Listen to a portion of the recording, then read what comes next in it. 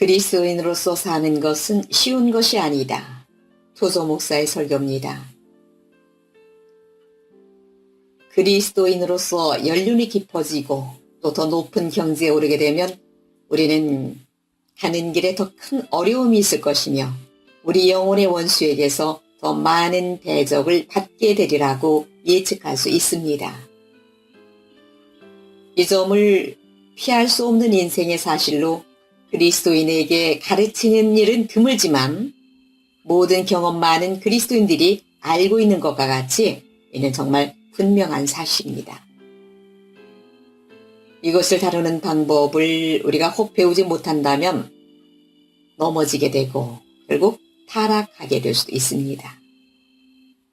진짜 그리스도인을 사단이 미워하는 이유, 그 첫 번째는 하나님께서 그 사람을 사랑하시기 때문이며 하나님의 사랑을 받는 것은 무엇이든지 사단의 미움을 사기 때문입니다. 두 번째, 사단은 하나님의 자녀인 그리스도인이 그 아버지를 닮았고 또한 믿음의 한 식구들과 닮았기 때문에 미워합니다. 사단이 옛날부터 갖고 있는 시기심은 조금도 줄지 않았으며 하나님에 대한 증오도 전혀 줄어들지 않았습니다. 사단에게 하나님을 생각나게 하는 것은 무엇이든지 그의 독한 증오의 대상이 되며 여기에 다른 이유는 없습니다. 세 번째 이유는 진짜 그리스도인이 전에 사단의 노예가 되어 그의 배를 졌다가 탈출했으며 이로 인해 당한 모욕 때문에 사단은 그리스도인을 용서할 수 없기 때문입니다. 네 번째 이유는 기도하는 그리스도인이 사단의 송부에게 끊임없는 위협이 되고 있기 때문입니다. 그리스도인은 거룩한 반역자로 이 세상, 즉 마귀 지배 영역으로부터 풀려나 있으면서 하나님의 보좌에 나아가는 사람입니다.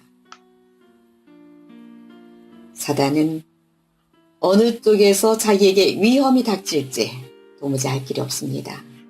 언제 다른 엘리야가 일어날지 아니면 다니엘 같은 인물이 또 일어날지 꼭 루터나 윌리엄 부스 같은 위험한 인물이 다시 나타날지 누가 알겠는가요? 조나단 에드워즈나 찰스 피니 같은 영적인 거물이 나타나 말씀을 전파하고 기도를 해서 한 도시나 혹은 한 지역 전부를 해방시킬지 누가 알겠는가요? 이런 위험을 그냥 참고 넘어가기에는 너무 큰 터라 사단은 이제 막 믿은 사람에게 가능한 한 빨리 다가가서 그 사람이 너무 무서운 적이 되지 못하도록 막으려 합니다. 갓 구원받은 신자는 그래서 즉시로 마귀가 쏘아대는 불화살의 주요 목표가 됩니다. 사단은 군사를 제거하는 최상책은 영적으로 어른이 되기 전에 그 사람을 파멸시키는 것임을 알고 있습니다. 젊은 모세 같은 인물이 거물로 자라나서 한 민족을 해방시키기 위해서는 절대 안 되는 것입니다. 아기 예수라도 감히 어른으로 살아 세상들을 위해 죽게 해서도 안 되는 것입니다. 막 구원받은 그리스도인을 일찍 파멸시키든지 아니면 최소한 제대로 못 자라게 해서 훗날 그다지 골칫거리가 안 되도록 만들어버려야만 하는 것입니다. 지금 나토저는 사단이 믿는 우리 그리스도인들을 육체적으로 죽이는데 골몰하고 있다고는 생각하지 않습니다. 전투에서 어떤 영웅적인 행동을 하다가 죽은 군사는 그 군대에서 그다지 큰 손실이 아니며 오히려 그 나라로 긍지를 갖게 하는 대상이 됩니다. 한편 싸울 수 없거나 싸우려 하지 않고 적의 총소리를 듣자마자 도망가는 병사는 그 가족에게 수치요 자기 나라의 치욕스러운 존재입니다.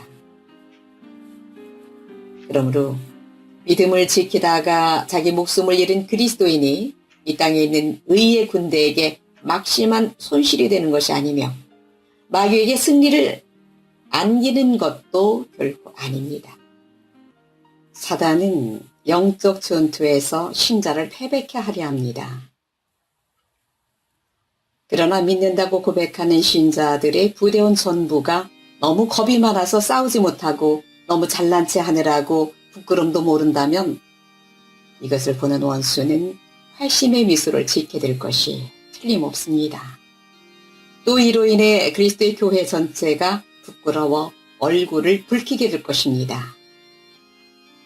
마귀가 우리 그리스도인들에게 사용하는 1급 전략은 우리를 육체적으로 죽이는 것이 아니며 바로 우리가 영적인 전쟁을 벌이는 능력을 파괴하는 것입니다.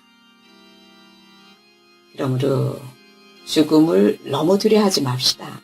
물론 육체적으로 죽게 하는 것이 사단의 계획에 더 부합하는 특별한 상황도 때로 있긴 합니다. 그런데 사단은 이러한 전략으로 얼마나 큰 성공을 거두고 있는가요?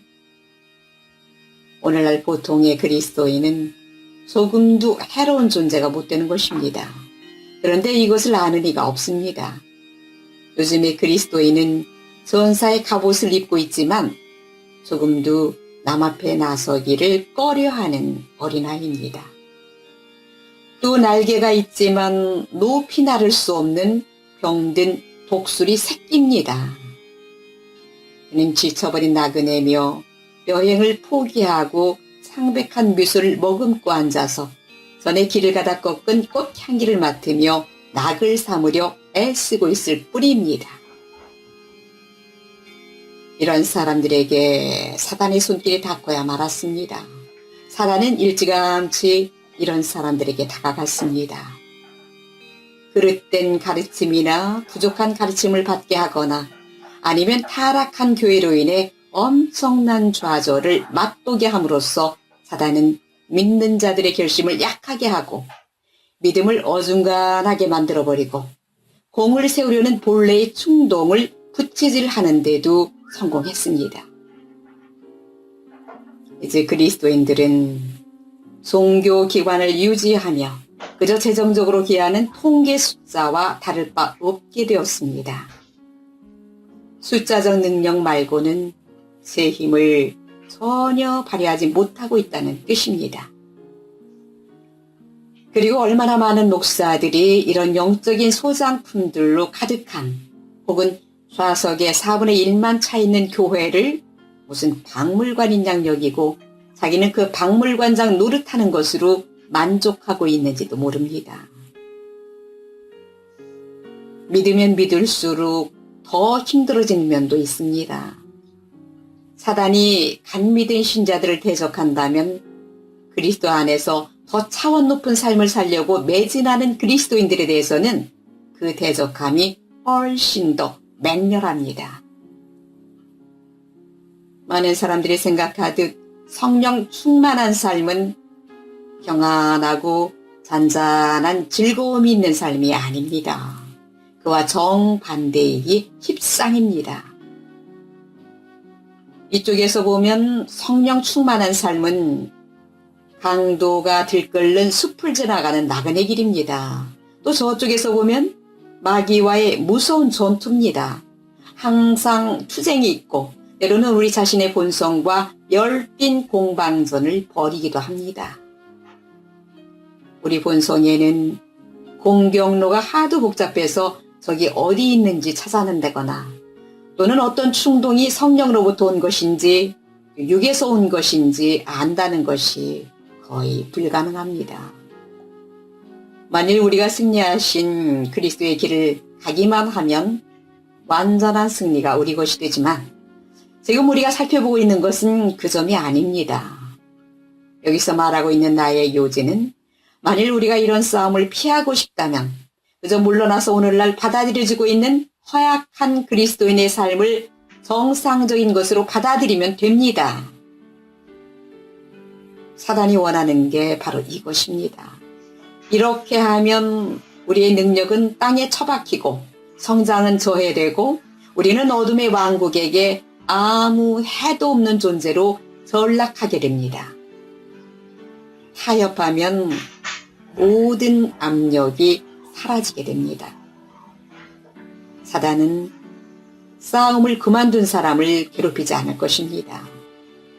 그러나 싸움을 그만둔 대가는 고요한 침체의 삶이 될 것입니다.